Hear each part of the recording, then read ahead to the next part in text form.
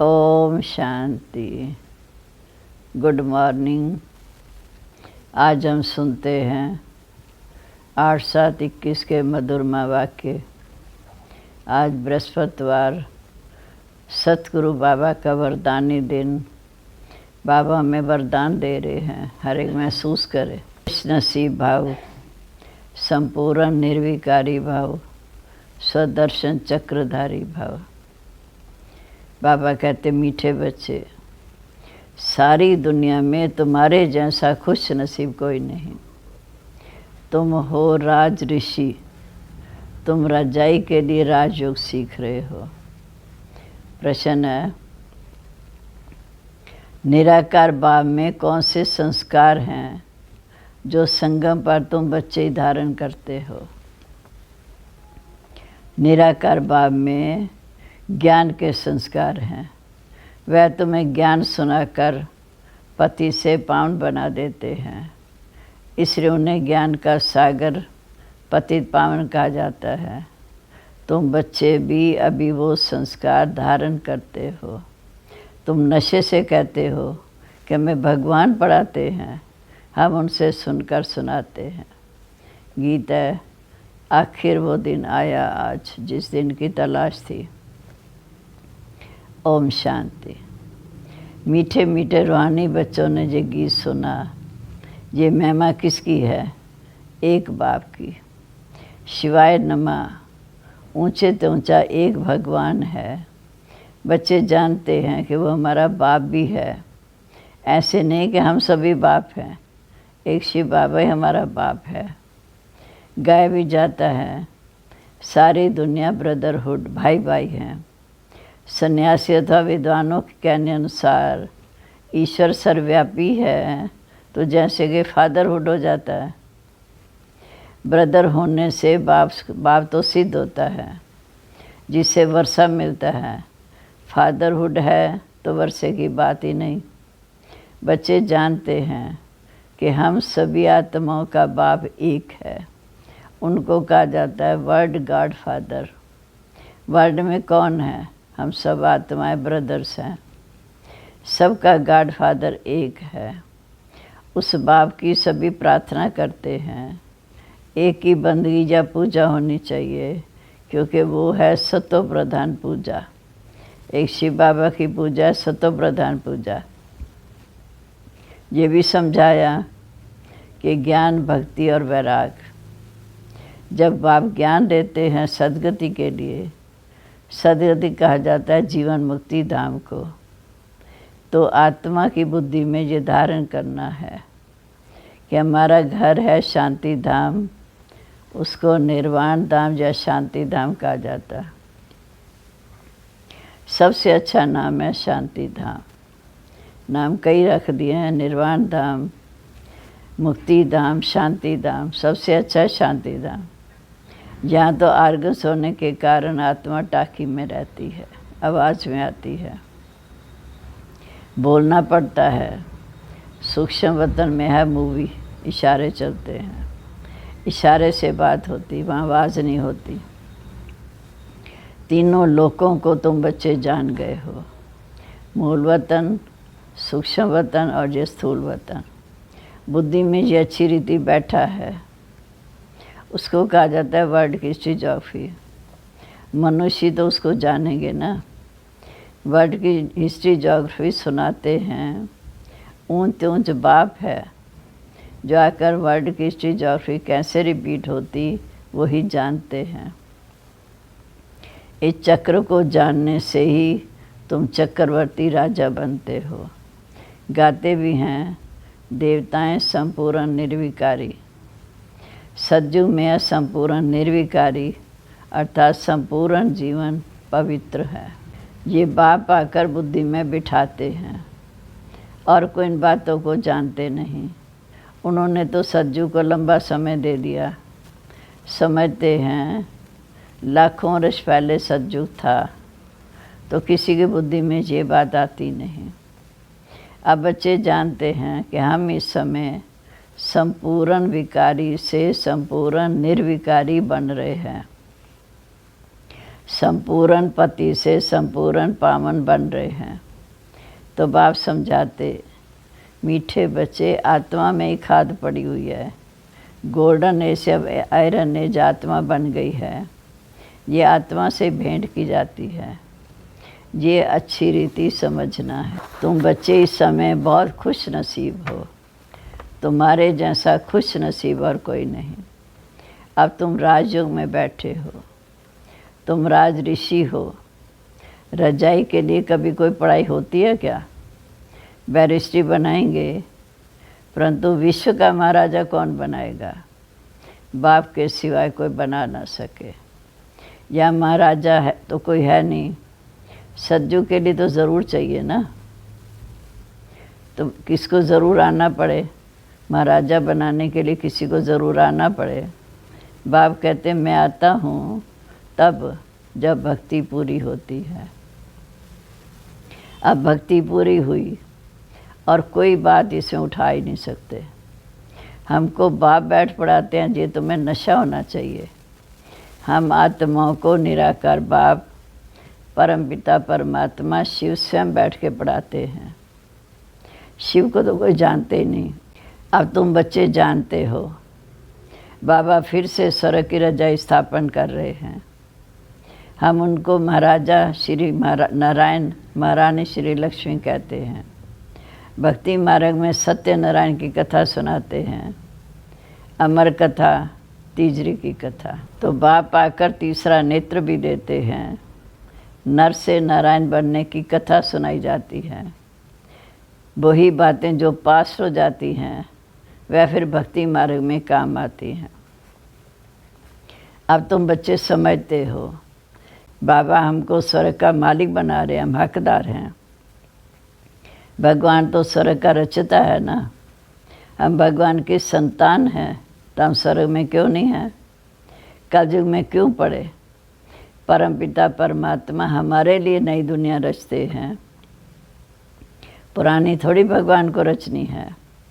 पहले नई दुनिया बनाते हैं, उसके बाद फिर धीरे धीरे पुरानी होती, फिर पुरानी दुनिया को तोड़ेंगे। तुम जानते हो कि सतयुग में हम ही राज्य ले रहे हैं। सतयुग में कौन होंगे? लक्ष्मी नारायण की डिनास्टी होगी, और भी तो राजाएं होंगे जिसकी निशानी है विजय माला। एक लक्ष्मी नारायण नहीं होंगे, पूरी राजधानी होगी। बच्चे जानते हैं, अभी हम विजय माला में पिरोने के लिए पुरुषार्थ कर रहे हैं। दुनिया में माला का अर्थ भी कोई नहीं जानते कि ये क्यों पूजी जाती है। ऊपर में फूल कौन है? माला को फेरते फेरते फिर फूल को नमस्ते करते हैं, फिर माला फेरेंगे। माला बैठ सिमरते हैं, कहाँ बार ख्याल न जाए। ये बहुत प्रैक्टिस करते हैं। ये सब है भक्ति मार्ग की बातें। हाँ, बहुत भक्ति करने वाले सिर्फ कोई विकर्म नहीं करेंगे। बहुत भक्ति करने वाले के लिए समझेंगे कि ये सत्यवादी होगा। मंदिर में माला रखी होगी, माला फेरते मुख से राम राम कहते रहेंगे। बहुत लोग समझते हैं कि भक्ति में पाप नहीं होता। ये एक नाटक है, उसमें सतो प्रधान सतो रजो तमो में सबको आना ही है। सृष्टि एक नाटक है, इसमें सबको सृष्टि पर आना है। पहले सतो प्रधान, फिर सतो रजो तमो। वापिस एक भी नहीं जा सकते। जैसे ऊपर में जगह खाली हो जाती है, वैसे जब जाएंगे तो यहाँ भी बहुत जगह खाली हो जाएगी। दिल्ली के आसपास मीठी नदियों पर राजधानी होती है। बाबा कहते कि सतयुग में बॉम्बे तो होती नहीं, वहाँ कोई पहाड़ी आदि भी नहीं होती, कहीं जाने की दरकार भी नहीं। या मनुष्य थकते हैं तो जाते हैं रेस्ट लेने के लिए। सतयुग में थकने करने की भी कोई प्रकार की कोई तकलीफ़ नहीं होती। तुम स्वर्गवासी बन जाते हो, रिंचक भी तकलीफ़ नहीं होती। तब बच्चों को बाप की श्रीमत पर चलना है। मीठे मीठे लाडले बच्चे, शरीर निर्वाह धंधा आदि तो करना है, स्कूल में स्टूडेंट पढ़कर फिर घर में जाकर पढ़ते हैं, घर का काम काज भी करते हैं, ये भी ऐसे है। इस पढ़ाई में तो तुम्हें कोई तकलीफ़ नहीं। उस पढ़ाई में कितनी सब्जेक्ट होती, जहाँ तो एक ही पढ़ाई है और एक ही पॉइंट है, मन मना भाव मध्याजी भाव। इससे तुम्हारे पाप नाश होंगे। जितना मन से बाबा को याद करेंगे उतना पाप नाश होंगे। भगवानुवाच है ना। कई समझते हैं गीता भगवान ने द्वापर में सुनाई, परंतु द्वापर में सुनाकर क्या करेंगे। कृष्ण के चित्र में लिखित बहुत अच्छी है। ये लड़ाई तो एक निमित्त है, सब मरेंगे तो वापस मुक्ति जीवन मुक्ति धाम में जाएंगे। सो भी सिर्फ लड़ाई में थोड़ी मरेंगे, अनेक प्रकार की कैलेमिटीज़ होगी। बच्चों को कोई दुख नहीं होना चाहिए, मरते समय कोई दुख नहीं होना चाहिए। मनुष्य का हार्ट फेल होता है तो उसमें कोई दुख नहीं होता, मौत तो ऐसा हो।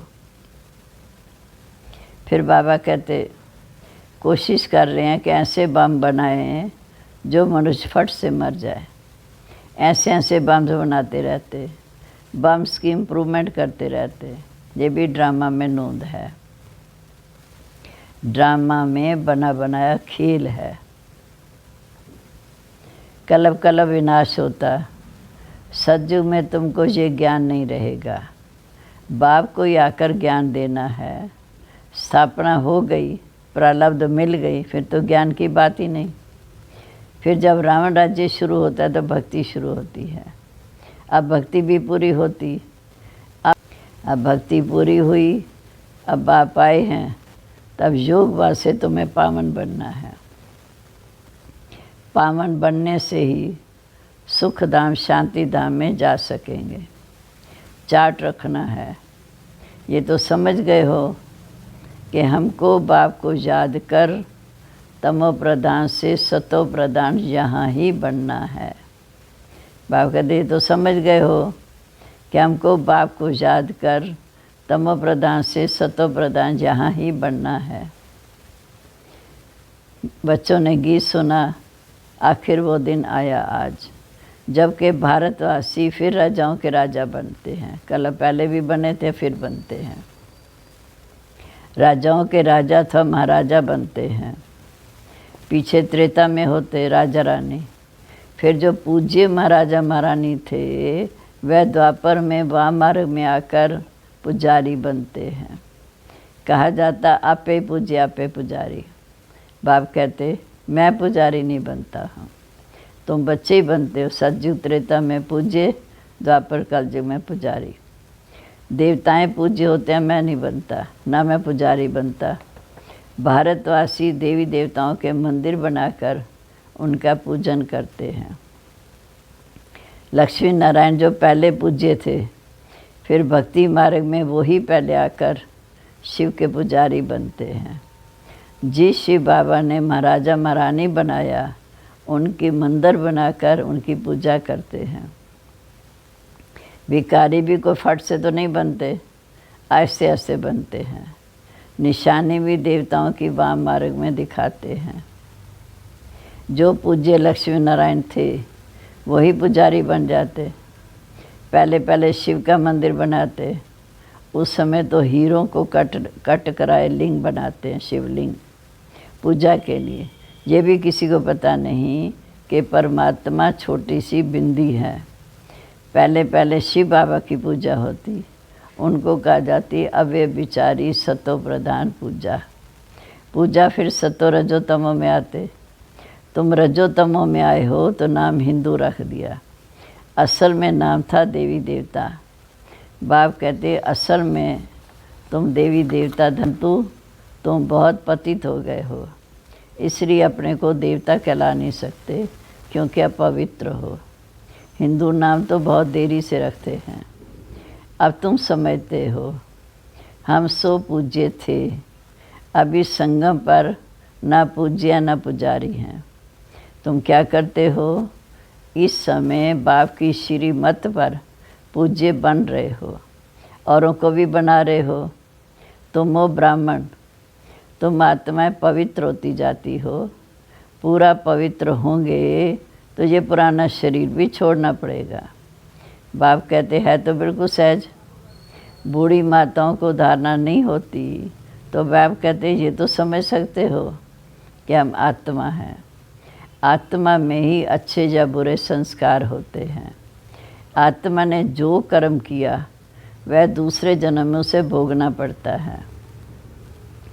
बाप भी आत्माओं से बात करते हैं। बाबा कहते मीठे बच्चे अब आत्म अभिमानी बनो। निराकार शिव बाबा निराकारी आत्माओं को पढ़ाते हैं। शरीर तो उनका अपना है नहीं, वह तो ज्ञान का सागर है, पतित पावन है, उनमें सब गुण हैं। तो बाप कहते मैं आकर तुम बच्चों को पति से पावन बनाता हूँ। युक्ति कितनी सहज है, अक्षर भी एक है, मन मना भाव। माँ में कम याद करो, क्योंकि याद से ही तुम्हारे विकर्म विनाश होंगे। ये भी जानते हो अभी हम ब्राह्मण हैं, फिर सूर्यवंशी, चंद्रवंशी, वैश्यवंशी, शूद्रवंशी बनेंगे।